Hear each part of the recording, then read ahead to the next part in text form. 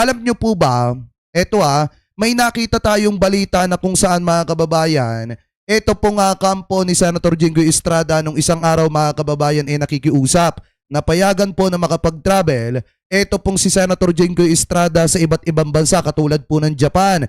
Pero mga kababayan, mismong ombudsman na po ang nagsalita at kinontra ito pong planong pagbiyahe abroad ni Senator Jinggoy Estrada mga kababayan ngayong holiday break. Dahil mga kababayan, meron po tayong nakitang video, interview ni Ombudsman Boying Remulla at malalaman nyo po yung dahilan kung bakit di umano kinontra ng Ombudsman ito pong balak na pagbiyahe abroad ni Senator Jinggoy Estrada. Ito, i-play po natin mga kababayan yung nakita nating balita. Galing po sa News 5 Everywhere, ikinekredit po natin sa kanila yan. I-play na po natin. Samantala, kinontra ng Ombudsman ang planong pagbiyahe abroad ni Senator Jinggoy Estrada ngayong holiday break.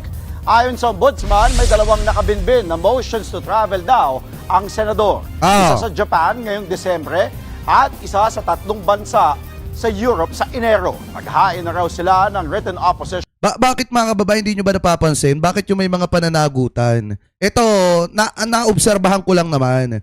Bakit yung iba may mga pananagutan, mga kababayan, ang malimit pinupuntahan, mga parting Europe? Diba? Kung titingnan nyo, sinasabi, si Saldico daw, mga nasa parting Europe na yan. Etong si Harry Roque, mga kababayan, kung makikita nyo, diba, naando dun sa The Hague. Pero hindi ko naman sinabi na parting Europe po yun. Ngayon, kung titingnan nyo naman, mga kababayan, ito pong biyahe dapat ni Senator Jinggoy Estrada kung pinayagan po siya pamula December 26 to 31 mga kababayan, siya po ay nasa sa Japan. And then pagtungtong po ng January 5 hanggang January 15, 2026, siya po ay naando dun sa 3 parte ng bansa dito po sa Europe mga kababayan. So ngayon, kung mapapansin nyo po, bakit nga ba hindi pinayagan mga kababayan ng Ombudsman at kinontra ng Ombudsman ito pong planong pagbiyahe ni Senator Jinggoy Estrada abroad? Kasi kung mapapansin nyo, di ba may naging interview mga kababayan ito pong si Ombudsman Boying Remulla at ito nga. Kung ganun po, ano yung likely? Ito. At ito nga mga kababayan, nabanggit po dito yung mga posibleng makasuhan o posibleng labasan ng arrest warrant sa darating na December 15-16. At kasama po dyan si Senator Jinggoy Estrada, Joel Villanueva, at ito po mga kababayang itong si dating Senate President Chis Escudero. So ngayon, ituloy po natin. Mga kaibigan ko yan, Christian, ha? Hindi iba sa akin yung mga yan. Nakasama ko yan. Yung mga yan, one time or another sa buhay ko. Pero sa akin, trabaho ko to eh. Hiningi ko tong trabaho to. Kaya gagawin ko trabaho ko. Opo. Linawin ko lang, sir, para dun sa mga naghahanap ng resulta. Ito, kahit galing to sa TikTok, ikinikredit po natin to sa YouTube mga kababayan kay Sir Christian Isguera. Kanya po yan, hindi po yan atin. Yung video na yan, gagamitin lamang po natin para magkaroon ng kalinawan mga kababayan. Ito pong issue pong ito. Ano po, so ngayon ituloy pa natin. Kakasuhan nyo na soon sina Bong Revilla, Jinggoy Estrada, Nancy Binay, at saka si Joel Villanueva. Tama po ba? Joel Villanueva kasama. Oh. Okay. Bago magpasko. Saldi ko. Itong Of course, lingkod ko, meron isang kaso eh. Hinog Okay. na. So bago magpasko, hinog na po yung kaso sa mga ito, no? Tingin ko, ano na yan? Magkaka-warrant na yan by December 15. Baka may warrant na yung mga yan. December 16. So pag Kita nyo mga kababayan, ano yung tinanong dito? Kung ito daw ba mga kababayan mapapanagot.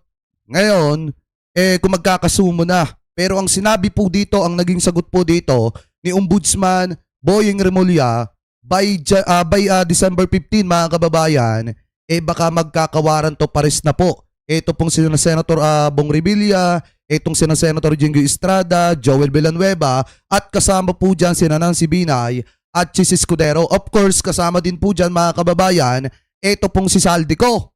So ngayon, yan siguro yung mga posibleng dahilan mga kababayan kung bakit hindi po pinayagan or kinontra mga kababayan ng Ombudsman ito pong posibleng pagbiyahe ni Senator Jinggoy Estrada dito po sa Japan at doon po sa 3 pang bansa mga kababayan. Anyway, tuloy pa natin. ganun, Tama yung calendar namin. okay. Kung ganun po, ano yung likelihood na maa-aresto ito mga ito bago magpasko? Huwag na sila magtatago, pero binabantayan na namin ngayon. Di ba? Meron na kaming tumitik-tik na kami. Tsaka lahat sila naka-alarm na. Okay. Ito pong si Cheese Escudero. Ayun, kasama pala siya. Hindi nakalimutan kong banggitin. Si Escudero, si Maynard Ngu. Di ba? Special Envoy. Oo, kasama yan. So ulitin ko lang bago magpasko, mga kakasuhan ninyo at most likely magiging subject ng arrest warrant, Cheese Escudero, Maynard Ngu, Zaldico, Bong Revilla, Joel Villanueva, Nancy Binay. Kasama dyan sina mga kababayan, Joel Villanueva, Bong Revilla. Yan po yung mga posibleng malabsan ng arrest warrant mga kababayan by December 15. At kasama po dyan, take note, ito pong etong si Senator Jinggoy Estrada. Alam niyo mga kababayan, ito yung pinakamagandang sinabi dito ni Ombudsman Boying Remulla. Ginusto niya yung trabaho, kailangan niyang gampanan yung kanyang trabaho. Bagamat mga kaibigan niya, ito pong sina Cheese Escudero, pero kailangan niyang pairalin yung batas mga kababayan. Kailangan niyang gampanan yung trabaho na talagang ginusto po niya. Ulitin natin ng konti. Joel Villanueva kasama. Okay. Bago magpasko. Saldico. Of course, meron isang kaso eh. Okay. So bago magpasko, hinog na po yung kaso sa mga ito, no? Tingin ko, ano na yan? Magkakawarrant na yan by December 15. Baka may mga yan. December 16. So pag ganun, tama yung calendar namin. okay. Kung ganun po, ano yung likelihood na maa-aresto ito mga ito bago magpasko? Huwag na sila magtatago, pero binabantayan na namin ngayon. We're watching over them already. Meron na kaming tumitik-tik na kami. Tsaka lahat sila naka-alarm na. Okay. Ito pong si Cheese Escudero. Yan, Ayun, pakinggan nyo. kasama pala siya. Hindi nakalimutan kong banggitin. Si Escudero, si Maynard Ngu. Di ba? Special Envoy. Kasama yan. So ulitin ko lang bago magpasko, Kita nyo, di ba? Kahit kaibigan niya si Cheese Escudero, mga kababayan, kasama yan. Ibig sabihin, hindi po makakaligtas yung mga may pananagutan po sa kamay ng batas. Pero kanina, di ba, nagkaroon po ng protesta, nagkaroon ng rally mga kababayan, at meron pong mensahe, ito pong si Cheese Escudero. Ito po yung sinabi niya mga kababayan. Sabi niya po dito, dapat lang tayong magalit sa korupsyon at anumang uri ng pag-abuso sa kapangyarihan. Subalit, huwag tayo maging padalos-dalos sa paghusga. Pero kung iisipin niyo po mga kababayan, di ba, hindi naman basta-basta panghuhusga yung sinasabi ng mga kababayang Pilipino po natin. Ang taong bayan po ay humihingi ng hustisya dahil po sa nangyari sa kanilang pera, mga kababayan, sa kaban ng bayan. Kaya po hindi natin masisisi ang mamamayang Pilipino kung magalit sila, kung maglabas sila ng sama ng loob, kung magprotesta sila, kasi pera po nila yung pinag-uusapan po dito, pera ng mamamayang Pilipino. So ngayon, yung mga paratang kay Cheese Escudero, mga kababayan, bahala na lamang pong sagutin po niya yon. At bahala na lamang po ang kamay ng batas ang umusig po sa kanya. So ngayon, isa na ang maliwanag dito mga kababayan, by December 15 or 16, baka posibleng malabsan na po ng warrant of arrest ito pong sina Senator Jinggoy Estrada at yung iba pang mga senator na kasangkot mga kababayan dito po sa maanumalyang flood control. Dahil nga kung titingnan po natin mga kababayan, ito pala po yung posibleng dahilan kung bakit kinontra ng Ombudsman ang planong pagbiyahe abroad ni Senator Jinggoy Estrada ngayong holiday break mga kababayan. So ito, ituloy pa natin. Sa Sandigan Bayan para sa mga planong biyaheng ito ni Estrada. Ah. Naharap na raw kasi sa investigasyon kaugnay ng maanumalyang flood control projects ang senador. Kaya dapat daw mag-ingat ang korteng payagan itong makalabas ng bansa. Pinagsusumite ngayon ng detalyadong dokumento si Estrada kaugnay ng kanyang planong bakasyon.